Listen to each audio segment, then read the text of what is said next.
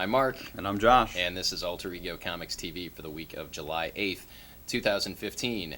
We're from Alter Ego Comics in Lima, Ohio, and every week we go through the massive piles of new comics and pick our favorites to share with you with the hopes that you will seek them out and support awesome comics. First up for me is a highly anticipated reboot, relaunch, reimagining of America's favorite teenager, Archie Andrews. This is Archie #1, written by Mark Waid with art by Fiona Staples. Buy it. That's all you need to know. Mark Waid, of course, is a longtime comics fan and writer of such classics as Kingdom Come.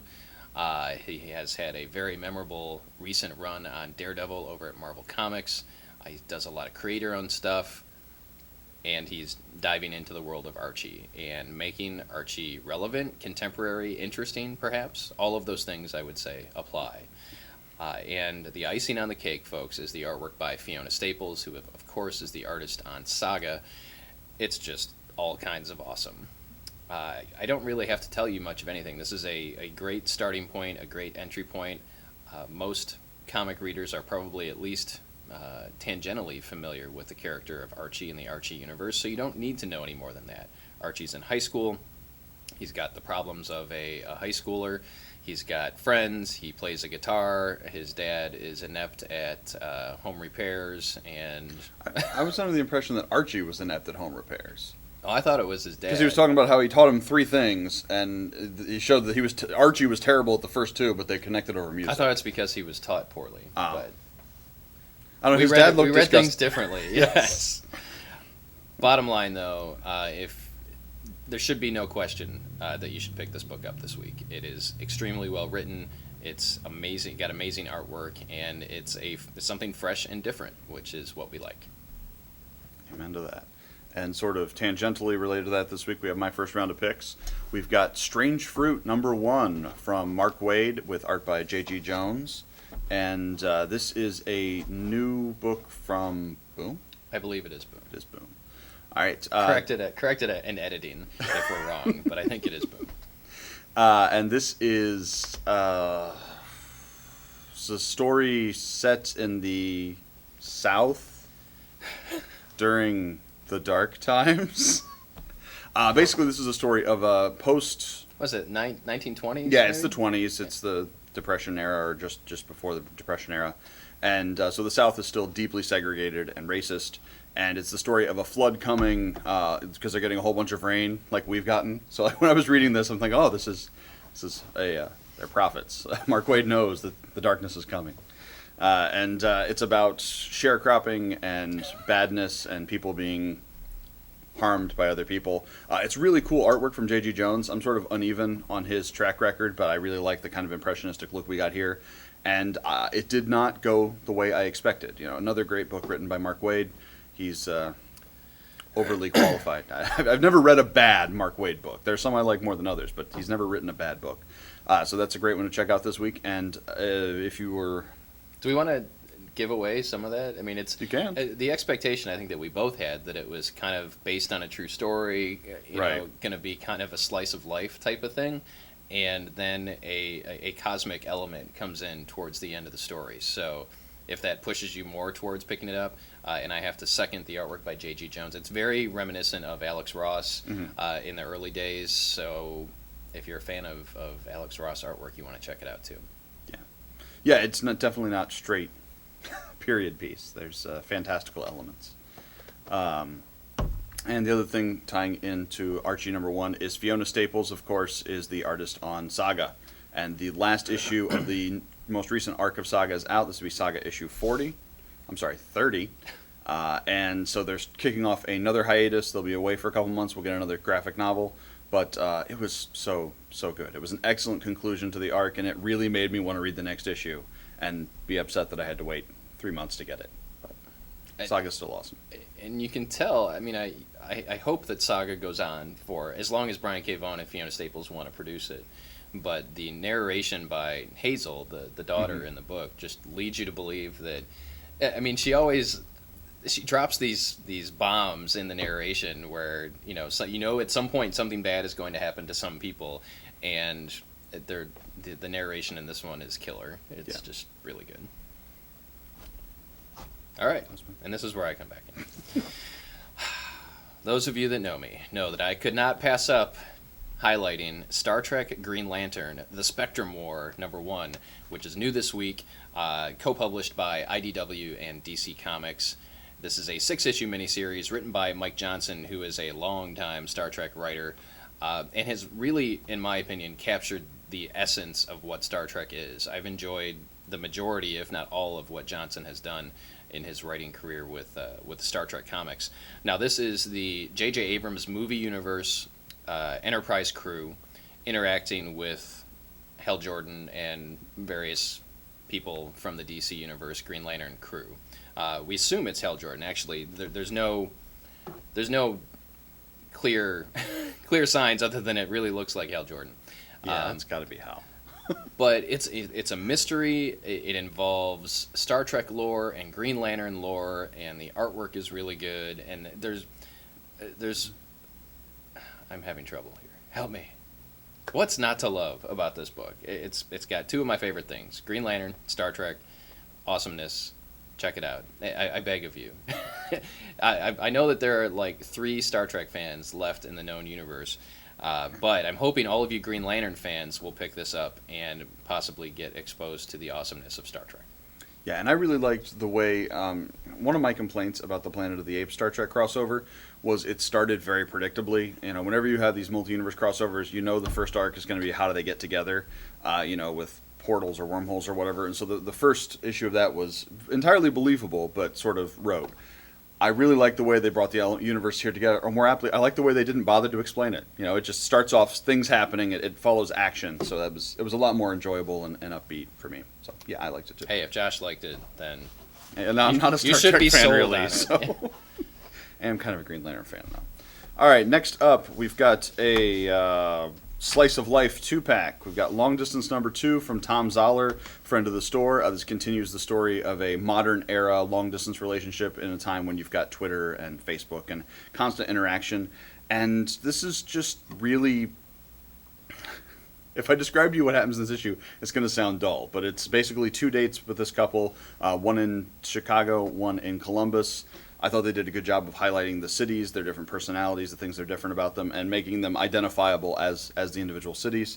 And I thought the banter between them is really great. The Zoller is a huge nerd, and it shows. You know, both we these say characters, that lovingly. Oh, very lovingly. And his love of all things and various pop cultures. It's some of the references are actually puzzles. I had to actually work out, because he doesn't necessarily say, oh, and then make a Star Trek joke and say Star Trek. He references individual elements. So if it's not something you're immediately familiar with, you have to kind of puzzle it out, which is even more fun for me if you're a huge nerd. And the other thing that is less superhero-y than you might expect is Amazing Spider-Man Renew Your Vows #2. This continues the story. At the end of the first issue of Amazing Spider-Man Renew Your Vows, basically Peter gave up being Spider-Man in order to save his family. Pretty much all the superheroes are gone. We're part of Battle World, so God Doom is there, and you've got a Baron. And this jumps forward a number of years, I don't know, at least 2 or 3. And we see what has happened to his family, the evolution. We see what's happening as his daughter's powers emerge in a world where having superpowers can get you killed. And it was very interesting family drama stuff. There are still superheroes and punching and supervillains and whatnot. But I like the first issue of Amazing Spider-Man Renew Your Vows. And I think the ending of it was disjointed to me. I wasn't what I was expecting. So reading this one, already knowing kind of where Slott was curving with the universe, made it much more enjoyable, and I really liked it. Alrighty, folks. Star Wars fans, set your phasers to stun. Oh, wait, that's not right. That's different. Lando #1 is out this week, written by Charles Soule, artwork by Alex Maleev, and it continues the winning streak that Marvel Comics is on with their Star Wars comics. This takes place, presumably, I don't know when this takes place. It takes place maybe around the time of A New Hope, maybe a little before. It really doesn't matter. Lando is not administrator of Cloud City. He is very much kind of Han Solo-esque. He's trying to repay some debts with his trusty sidekick, Lobot. Woo! And that's one of the high points. I mean, I say that it sounds like I'm telling a joke or something, but you get a lot of character development on the part of Lobot, because all we see in The Empire Strikes Back is him hitting his watch or turning his head, opening his eyes. It's like Lobot's a robot. I mean, I wasn't sure what Lobot was, but you find out what Lobot is in here. I'm going to say Lobot about 17 more times as I talk about this issue. So Lando is trying to pay off a debt and hanging out with Lobot. And he's kind of swindled by the person he owes money to, and is forced into another job, which will level the playing field and even the score. But he possibly may be getting in over his head. Soule really, I think, captures the voice of Lando with this. Yeah, I could hear Billy D. Absolutely, yeah. And kudos to you, Charles Soule. As if we don't give you kudos enough, but he really knocked it out of the park on this one. And Alex Maleev's artwork is, I don't want to say better than it used to be. It's different than it used to be. Yeah, stylistically, yeah. Stylistically, he's gone through some sort of metamorphosis, because when he was on Daredevil with Brian Michael Bendis many, many years ago, it was very gritty and dirty and street level. But this is, in some instances, it's very clean. In some instances, it's a little dirty's the wrong word, and not in the pornographic way, but really enjoyed it. It's the complete package. If you're reading any of the other Marvel Star Wars books, this is if you're just a fan of the character of Lando and you want to jump in with this, it's waiting for you. And I've got 2 picks. Oh wait, I need to add one more thing. He needs to add one more thing. Yeah, no, Marvel is doing an amazing job with their Star Wars stuff, which begs the question, where the hell is an Indiana Jones comic? I would kill for a Jason Aaron written Indiana Jones comic, or even Charles Soule, or there's several writers and artists I'm sure that could do an amazing job with an Indiana Jones comic. So, Marvel, please, at some point, give me some Indiana Jones. And maybe a Willow comic? Maybe? Let's not push it. Continuing in the Secret Wars, or whatever. Going back to Marvel Secret Wars, I've got 2 later issues just to keep you in the know. Especially with all the number 1s coming out of Secret Wars, we've been kind of hitting the number 1s, making sure you know what's going on. But several of the series have continued to be super great. I really enjoyed Secret Wars 2099 this week. That'd be issue 3. Peter David's dialogue is great, and I like to see that no matter how ridiculous and different the future is, certain Marvel characters will always be the same. There's scenes in here with Namor and Hercules that could have been taking place in the current Marvel universe, and their interactions are priceless. So David's really nailing the characterization, even when the characters are a century removed from what we're used to. And the other still awesome is Noelle Stevenson's Runaways, number 2. The first issue of Runaways was really great. It was very Breakfast Club. They were in trouble. They were in school. This is the issue where we see more of a plot development. We've got the cast on the stage, and we see what they do. And what they do was fun. Again, the characterizations are spot on, and I don't want to reveal plot elements, but I got what I wanted out of a Runaways comic in this comic. So, awesome. Yes. Staying in the world of Secret Wars, I've got a 3-play here. Civil War number 1, written by our friend Charles Soule. And you wonder, with all of this Secret Wars stuff, where are they going? What are they doing? You can put a lot of that aside. As I was reading these last night, I was thinking several thoughts. The first thought was that these are very much what-if type scenarios. Like, if the what-if books that they did 5, 6, 8 years ago, if they would have done this with that, they would have sold much better, and they would have been better comics. There's no mention of Battle World, God Doom, anything in kind of sort of the 3 books that I'm going to talk about. Yeah. They can all be taken on their own as a what-if type of thing, but they're also extremely new reader friendly, because you get the setup of, here's where we are with Civil War, and it's very much a retelling or a recap of the actual Civil War comic. So, if you like what-if stories, don't be put off by the Secret Wars masthead that it's part of this larger picture, because right now it's not. Right now they're self-contained stories that are taking place within that world, but you don't need to know everything else that's going on. Number 2, if you're looking for kind of a different twist and a cool way to read Marvel Comics, jump into one of these books, because there's nothing holding you back, really. You can pick up any of these and get into them. So Civil War is out this week. Charles Soule, Neil Francis Yu, Awesome stuff. I love the twists. I love the changes that make this different than the actual Civil War. One of the other ones that you and I were both looking forward to was 1872, number one. This is written by Jerry Dugan with artwork by Nick Varela, and this takes place in the town of Timely. And for those of you that are Marvel history buffs or comic history buffs, Timely was the publishing company that became Marvel Comics. So on the cover, we get a headstone that says Tony Stark, Bruce Banner, Steve Rogers, rest in peace, 1872. It's a Western with Steve Rogers as the sheriff, and Tony Stark is very much a Doc Holliday, town drunk type of character. Bruce Banner is the town doctor, and it's just so good.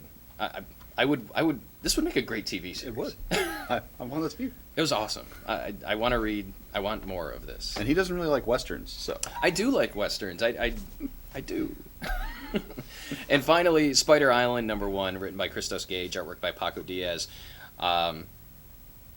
Spider Island was one of our favorite crossover events from about 3 years ago. In fact, if you go through our YouTube history here, you'll see our video on the top 5 Spider-Man stories, and Spider Island made that list. So, again, you don't need to know what happened, but if you do, you'll love it. I mean, if you like Spider Island, you're going to love this.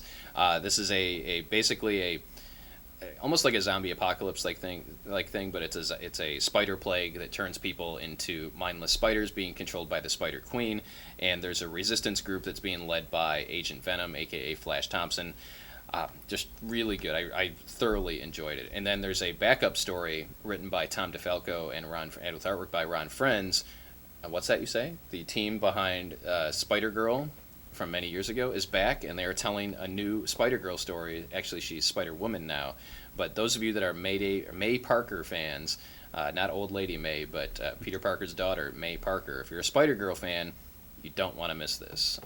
The original creative team who told the great Spider-Girl stories are back, telling a very intriguing Spider-Woman story. And I really liked, both in Spider Island and in Civil War, they very clearly delineated what the difference was from our universe. You know, you could see in Civil War, it was that it didn't end when it ended in our universe. It kept going for considerably longer. And in Spider-Verse, it's that the cure was never developed or was never successfully deployed from Horizon Labs. So it was nice to be able to reconcile them with the regular universe and kind of know where we were going. But I'm sure if you weren't familiar with them, that same information was useful for setting up the tone, you know, for knowing the precursing stuff. So, and I do want to reiterate, longtime fans will find a lot of Easter eggs and stuff to love in these books, but they are perfectly accessible to new readers as well. Nice job, Marvel. Good work. You're doing it right. Now just fix your crappy paper stock. Yeah. Last up this week, my pick is Starve by Brian Wood. This is issue number 2. We've got art by Daniel Cezale. So, if you don't recall, this is the story of a Anthony Bourdain type kind of professional chef who does a lot of TV or media work, who's been off the grid for years because of a weird global collapse, and I don't like an excessive amount of message in my comics, which is one of the reasons Brian Wood's books are sort of uneven sometimes. And this is another one that it's definitely the global collapse as a result of. I was trying to see what time it was. My watch wouldn't come on. I was trying to get it out of frame. Yeah, that looks better. That looks normal. He just used his phasers. So the global collapse, obviously, there's elements relating to our world and our potential future that were resonant. It doesn't overdo it, but it's definitely a significant plot element. But I really like this character. He's not necessarily inherently likable, but he's very good at what he does. Kind of a John Constantine type attitude, not with magic or anything, but just a personality to him. And it was very interesting to follow him through this world, this hypothetical future that we may be in, not too far down the road, and it was just really good comics. I can't think of any other futuristic cooking show comics. It's just a neat niche, and I enjoyed the heck out of it. And it just drives home the point that comics are for everybody. That, I mean, Starve is something that someone who watches Top Chef or one of those other cooking shows could pick up and probably enjoy.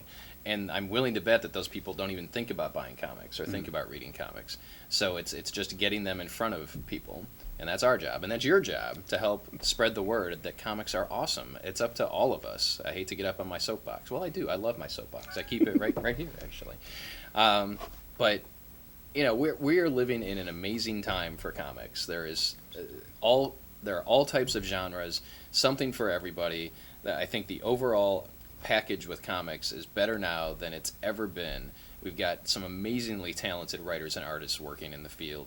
And we need to let people know. We need to shout it from the mountaintops. This is the week that, actually, this is Wednesday morning, July 8th, and Comic-Con starts tonight. So the preview night is tonight. And there will be, tens of thousands of people that go to Comic-Con that don't read comics. They go there for a variety of other reasons, which is perfectly fine. But we need to, really say, you need to try this. Just as people get on social media and talk about watching Game of Thrones or Walking Dead or playing the latest video game, people chattering about Arkham Knight. Not that there's anything wrong with Arkham Knight. Let's not forget about the comics. I'm not just saying that because I have a vested interest in it. I'm saying it because I love them. And I think you love them too. So we're in this together, people. Comics. Yeah! Comics, yeah. Comics, yeah, is my new slogan. I think the other alter ego might have a problem with that. Isn't theirs comics, but it's different enough, and we're friendly with them. So, comics, yeah. You heard it here first on Alter Ego Comics TV. All right, well, that's another week. We're wrapping up here. Let us know in the comments what you picked up, what you liked this week, whether you agree with what we're talking about. Actually, I'm trying to keep it positive, so don't tell us if you disagree. You can tell us if you disagree. Just don't be unkind to the people involved. But definitely, if you pick up something that we didn't talk about and you want to share it with everybody, put it in the comments so that they can check it out as well, and we can check it out. We can't afford to read everything from a time standpoint, so let us know. As always, we appreciate you watching. Share the video with your friends and family and other comic lovers so that we can keep increasing our YouTube viewership, because we like that. And we like you. See you next time. Live every week like it's Shark Week. Comics, yeah!